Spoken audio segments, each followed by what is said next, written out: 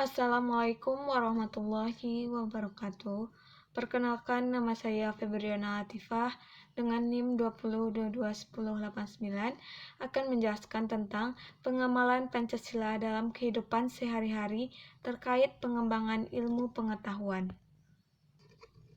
Pengertian Pancasila sebagai dasar nilai pengembangan ilmu dapat mengacu pada beberapa jenis pemahaman. Yang pertama, bahwa setiap ilmu pengetahuan dan teknologi atau IPTEK yang dikembangkan di Indonesia haruslah tidak bertentangan dengan nilai-nilai yang terkandung dalam Pancasila. Pemahaman kedua, bahwa setiap IPTEK yang dikembangkan di Indonesia harus menyertakan nilai-nilai Pancasila sebagai faktor internal pengembangan IPTEK itu sendiri. Pemahaman ketiga, bahwa nilai-nilai Pancasila berperan sebagai rambu normatif bagi pengembangan IPTEK di Indonesia.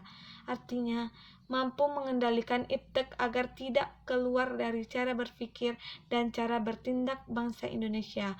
Pemahaman keempat, bahwa setiap pengembangan IPTEK harus berakar dari budaya dan ideologi bangsa Indonesia sendiri, atau yang lebih dikenal dengan istilah indigenisasi ilmu atau mempribumian ilmu.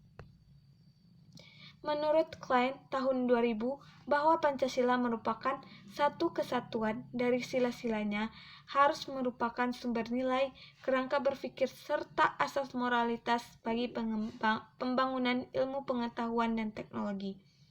Dalam upaya manusia mewujudkan kesejahteraan dan peningkatan harkat dan martabatnya, maka manusia mengembangkan ilmu pengetahuan dan teknologi. Pancasila telah memberikan dasar nilai-nilai bagi pengembangan IPTEK demi kesejahteraan hidup manusia. Pengembangan IPTEK sebagai hasil budaya manusia harus didasarkan pada moral ketuhanan dan kemanusiaan yang adil dan beradab. Oleh karena itu, pada hakikatnya sila-sila Pancasila harus merupakan sumber nilai, kerangka pikir, serta basis moralitas bagi pengembangan IPTEK. Yang pertama, ketuhanan yang Maha Esa, di mana mengimplementasikan ilmu pengetahuan, mencipta perimbangan antar rasional dan irasional, antar akal, rasa, dan kehendak.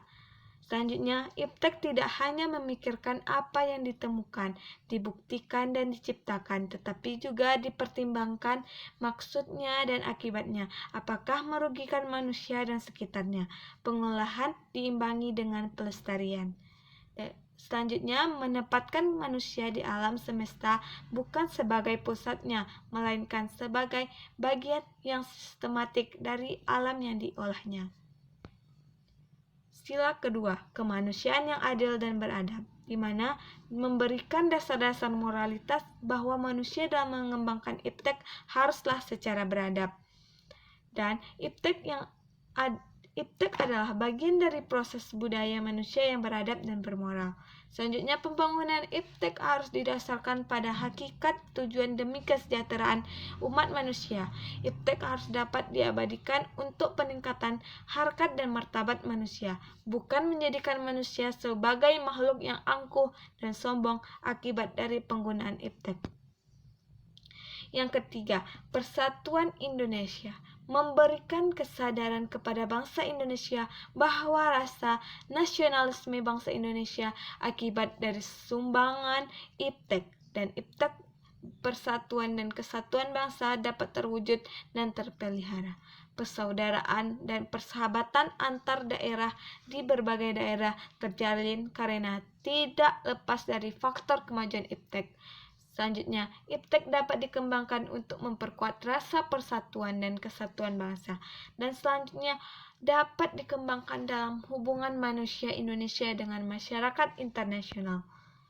Sila keempat, kerakyatan yang dipimpin oleh hikmat kebijaksanaan dalam permusyawaratan perwakilan, di mana mendasari pengembangan IPTEK secara demokratis. Artinya, setiap ilmuwan haruslah memiliki kebebasan untuk mengembangkan IPTEK. Dan pengembangan IPTEK setiap ilmuwan juga harus menghormati dan menghargai kebebasan orang lain dan harus memiliki sikap yang terbuka, artinya terbuka untuk dikritik, dikaji ulang maupun dibandingkan dengan menemukan teori lainnya. dan mensyaratkan adanya wawasan ilmu pengetahuan dan teknologi yang mendalam yang mengatasi ruang dan waktu tentang materi yang dimusyawarahkan. Sila kelima, keadilan sosial bagi seluruh rakyat Indonesia. Di sini, kemajuan iptek harus dapat menjaga keseimbangan keadilan dalam kehidupan kemanusiaan, yaitu keseimbangan keadilan dalam hubungan dengan dirinya sendiri, manusia dan Tuhannya, manusia dengan manusia lain, manusia dengan masyarakat bangsa dan negara, serta manusia dengan alam lingkungannya.